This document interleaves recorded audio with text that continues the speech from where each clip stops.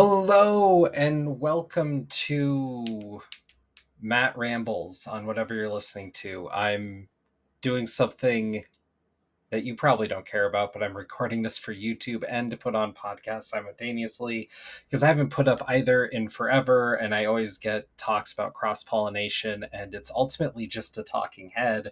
One place you can see my ugly mug, one place you don't have to put up with it. Um, I am going to talk today about one scene from the most recent Superman movie that just came out that bothered the ever living shit out of me. Um, but I want to be clear up front. A, as far as spoilers go, if you're really worried about it, I'm going to spoil the one scene. So if you're worried about that, just click off now. Two, um, I loved that movie. It is the single best superhero movie I've seen in ages. It is the best thing, as far as I can tell, DC's put out that isn't a comic in ages. I think it's the best movie James Gunn has ever done, and I don't want to say whether or not it's my favorite Superman movie, but it's certainly up there. And I do want to talk a little bit about it. But the scene I'm going to talk about, and really ultimately talk about other stuff, mostly punk music, is the scene where Lois is digging in on Clark. I want to set this off by saying Lois presents herself as a punk fan, which does not register with me. She's a hardened journalist. She believes in truth, facts, and whatnot. She's not typically a very emotional character. Now, this Lois could be different than other Loises, but we only get so much time with her in the movie, and it just feels weird. But she's kind of playing into the true Scotsman of punk bands of it all, which is a common argument in punk and something that for me brings up maybe a bit of guilt or something, like something I've definitely been guilty of in the past. Um, for good and fro, and kind of some of what I'm doing here, but I feel like the angle's different enough. But she talks about like true bands and whatnot, and then Superman defends this pop punk band that is made up for the movie called The Mighty Crabjoys, which, just to get to the true Scotsman Wall, is the most like pop punk BS bullshit I've ever heard. It's a song made for a big corporate movie. Like, this couldn't be punk if with any single item change. Like, it is anti punk just in every single way, sonically, by presentation, by just what it is. It's not punk, man. And that's fine. You can like the song. I'm not trying to shit on it per se. Although the song, the movie's pretty good. Whatever. Anyways, so there's that defense. But the line that set me off was, you've seen it around. Kindness is the new punk. No. And so I got into it with one person online, actually a few people online, but one person in particular that at least humored me enough to actually have a conversation and maybe push me a little bit, which is why I'm here. So his name is Isaiah Reed, or officially Zay56. He's on Twitter. I'm still on Twitter a little bit because I have conversations like this with people, and you know, that's as far as I go. I'm not on Twitter. Whatever. I'm splitting hairs, but it's true. Um, so he was bringing up this quote, and like the whole point is like punk is anti-authoritative, anti-authoritative. Jesus, why can I not talk? Anti-authoritative, just like pushing against the status quo or whatever. And like, if I get it, but first of all, if that's your definition of punk, that's a definition of any revolutionary moment. That's the definition of anything that is counterculture and whatnot. And punk is more specific than that. It has to be, whether you like it or lump it. Punk is more narrow than that. So So I want to dig in on why like Superman isn't punk, and then ultimately kind of talk about why punk failed and why I what bothers me the most about it is because Superman actually represents something with a longer history than punk, and something that's more successful than punk with a lot of the same goals. And I feel like trying to tie Superman to punk weakens Superman as a status in our culture, and ultimately what this movie is trying to drive to, and the idea of Superman, what they're trying to drive to. And that's why it irks me so much.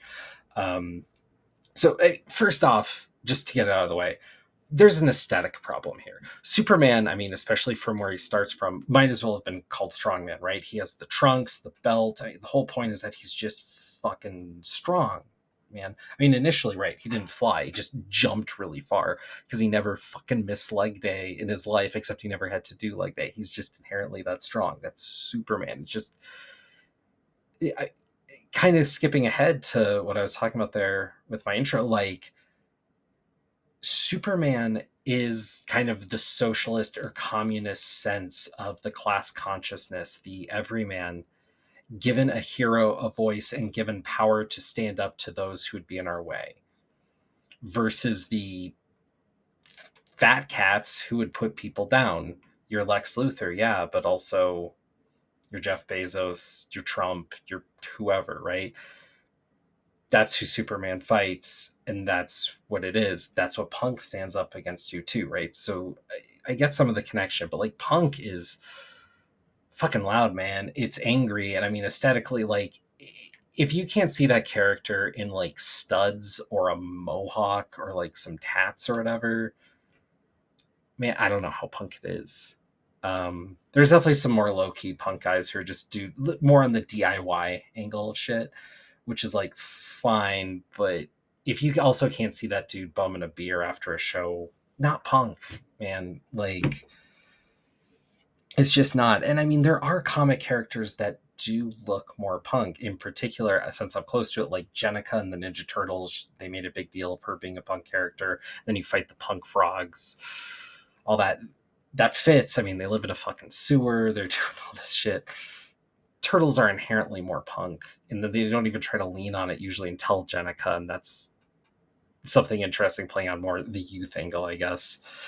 And then also like I don't know, fucking Bebop and Rocksteady are some of the most punk characters in comics or whatever, and they came from the cartoon, obviously, but like they just wreck shit. They wear all the crazy shit. Like they are punk.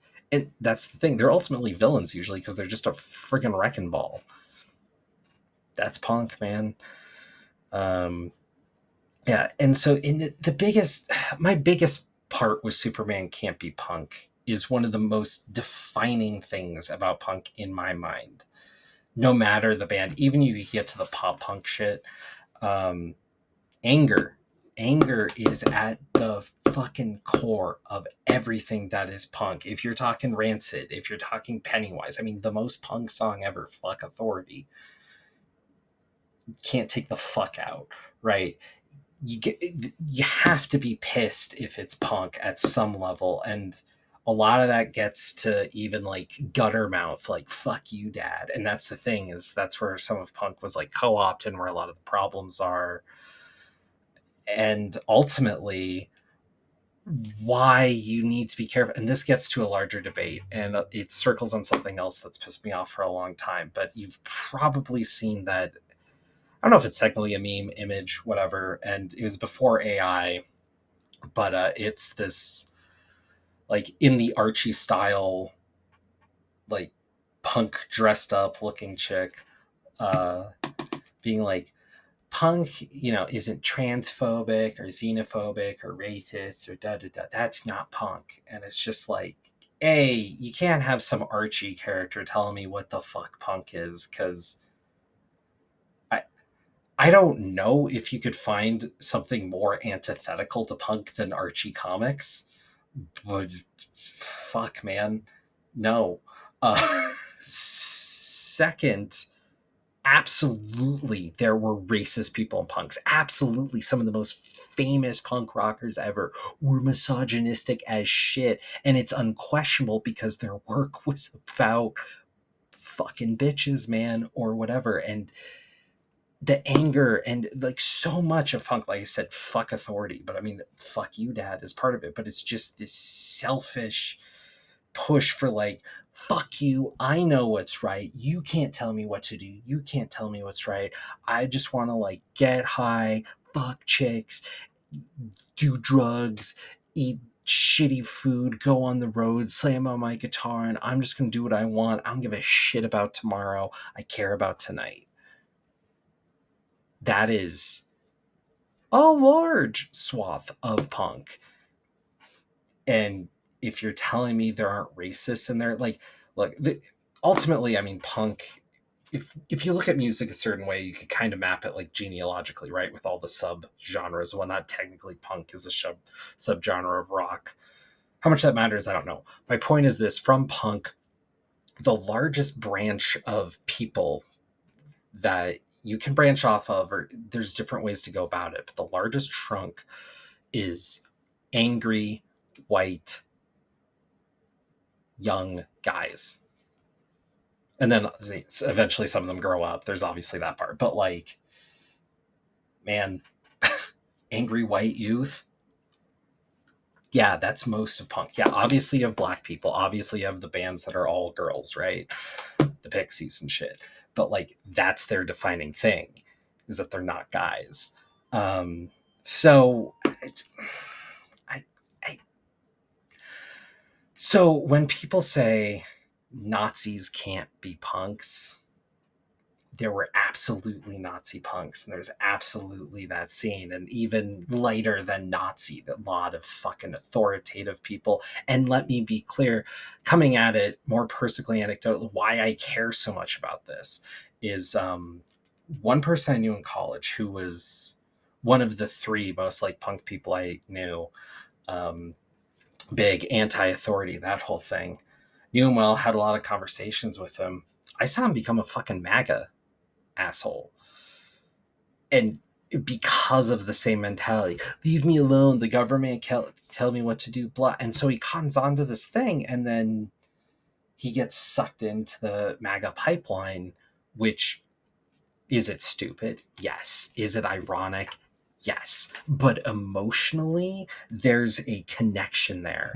And I think the fact that people don't connect that, or the fact that people don't see that in the punk movement as something that's dangerous, is part of the reason I'm here. Part of the reason I'm saying this, part of the reason I'm so passionate about it is because I saw this happen with one person in particular that I was really close to, but I saw it at large. I see it in history, and I see it like fucking the dead Kennedys, right?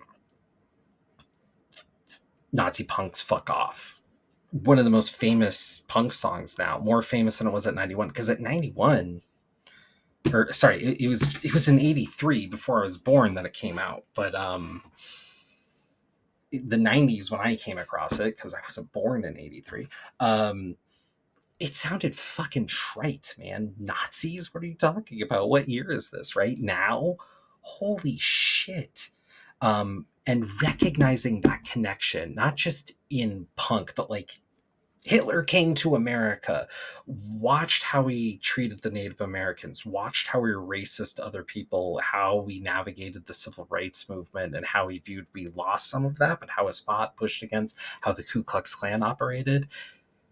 Hitler took notes, took it up a level, sure, but keep in mind, before we went to war, there was a lot of people in America sympathetic to Hitler, to any given fascist dictator, whatnot. People acting like this isn't something that isn't inherent in America, isn't inherent with, especially, and I'm going to say it again, young, angry white dudes.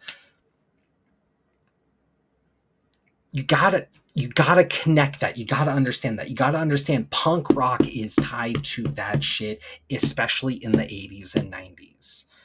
A lot of fucking skinheads in a goddamn punk pit, not uncommon, not something you weren't aware of if you go to a fucking Rancid show. Okay? So telling me that punk didn't have Nazis, that you can't be punk if you did. Punk absolutely had Nazis. Punk absolutely pushed for this shit. The anger is there, and a lot of it is a funnel or an outlet or a gathering around that fucking anger, and anger for anger's sake. Fuck you, dad. Punk rock, man. Yeah. So you get there and you get a lot. I mean, when you're going to any music scene, right, you're getting a lot of youth and people who are tying. I mean, it's music, it's emotional first. You get people coming in, and again, I'm gonna keep saying it, fuck you, dad. Like Guttermouth, like bring people in, and then you go to the shows and you have these different punk people, like liberal to like punk is thought of as liberal, but the fact that so many liberals can go and join MAG or whatnot, that venue, I mean, Guttermouth to a Nazi punk band is not a far stretch. And man, yeah, that's where that pipeline can really happen. That's where that shit happens. You can blame YouTube. That's absolutely part of it too, right? But that carrying of emotion, of just anger through, push through, is there. You have a bunch of stupid ass young people coming in on punk music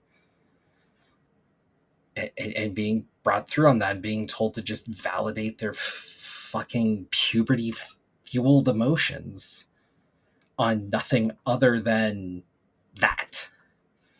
And here's a group that's going to back you up and tell you to get that dumb tattoo, tell you to do whatever the fuck with your head, tell you to put a bolt in your fucking face. You don't want to be the man. You don't want to wear a tie. I mean, remote work now, that seems silly, but like, yeah, man, the whole idea of the man wearing a tie going to an office every day sounds like a fucking nightmare. I mean, yeah. So you get all this, and then you mix it in with some goddamn shit people and shit politics. Like, look, Iggy Pop is considered the grandfather of punk by many. To me, when I hear his music, I mean, I know he had close associations with David Bowie. You can play in the fascist angle again with the Thin White Duke. Man, Iggy Pop has done a lot of shitty things. He is not like a good person. He's a creator first, and I think it's important to necessarily put that on him, right? He's kind of a shitty person, but he creates some cool music, whatever. To me, it doesn't sound the most punk, but whatever. Things influence and change over time. I mean, I love Sum 41. How punk are they? I don't know, whatever. But you get people like that. You get you get, I mean, Bad Religion too. I mean, pushing stuff, and not that I'm necessarily against Bad Religion, but also you get, as far as a political angle, and whether or not they're punk or not is a very different argument compared to most bands, whether or not they're punk. But Rage Against the Machine, coming back together to push for fucking Hillary, or no, it was Obama, wasn't it? Pushing for Obama at the DNC in Denver. You had Rage Against the Machine pushing the DNC. Look, I don't know when you want to call it, but the idea that punk is dead is. Punk is dead. I mean, there's different aspects of it, but punk was obviously about the anger and all that shit I said, but also maybe more aspirationally about the DIY movement. Doing your own labels and shit, pushing against, authority writ large for rights, pushing for anarchy, mostly for the guise of like peace and rights for others and all that. And like really starting in the 80s. But by the 2000s, yeah, it's fucking dead, man. It's dead. Punk died, punk lost. And if the DNC rage thing isn't necessarily something that marks punk dying for you, Spotify sure as shit did. Having your own label, printing your shit, or printing your own t-shirts or whatever. Woo. I mean, how far off is Taylor Swift from doing some of that shit? Punk is dead. It's just because the world that we lived in, the corporations fucking won. And that is, you kind of can't be punk anymore. Anything that you do that would have been considered punk a while ago just doesn't even register. So yeah, so punk's kind of dead. And so James Gunn is trying to tie Superman to punk in 2025, well after the corpse has been buried, and I thought we forgot about it. So here's the thing. You want to push against the rich. You want to do some stuff. Superman existed before World War II, well before punk. Pushing against the Fat Cats, doing all that. Superman 2 was co-opted, arguably more around the World War II point, comics given to GI and whatnot, but he also becomes a more commercialized figure. They kind of tone down the socialist communist angle of Superman and make him more about the American way. I mean, in modern day terms, Superman was more woke before, right? But the thing was woke. It sucks. Woke was another thing co-opted from fucking black people intellectually talking about things and having a way to sum up a lot of things, and then white people cotton on to it, and then it becomes negative or whatever, as the Republican playbook has done with a number of things now. But no, I mean, Superman, I mean, obviously woke wasn't the thing then. But Superman was pushing for certainly socialism pretty nakedly, pushing for people to have more, pushing for people to not be rich, being anti-capitalism in a lot of ways. And now we don't get as much as that. We don't get as much as the push against fat cats. We get the push against Lex Luthor. The thing is, in the early 2000s, when Lex in a storyline was to become president, he had to divest his funds. He had to do a number of good works. He had to push for healthcare. They did all this so the readers could believe the public would vote for him.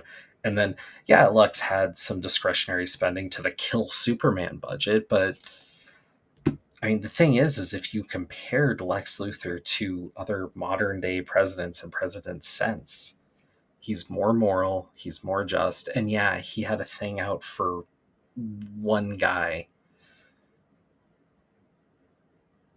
That would be the most moral president I would have seen in my lifetime.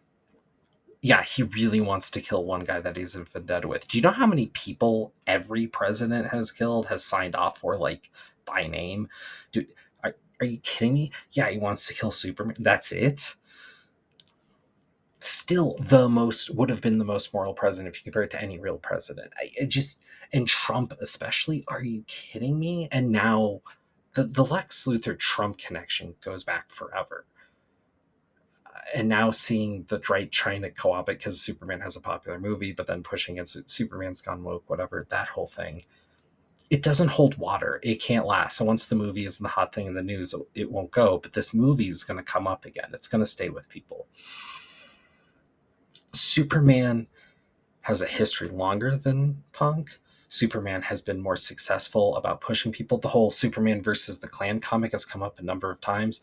Superman, inherently pro-immigrant, inherently anti-racist, inherently pushes people to do better and do better things. And we've seen it in so many different ways and whatnot. I mean, even just creatively, hearing about how Mark Waid came across Superman and knew he had to push that forward and did all the things Mark Waid has done is a very singular, very specific example.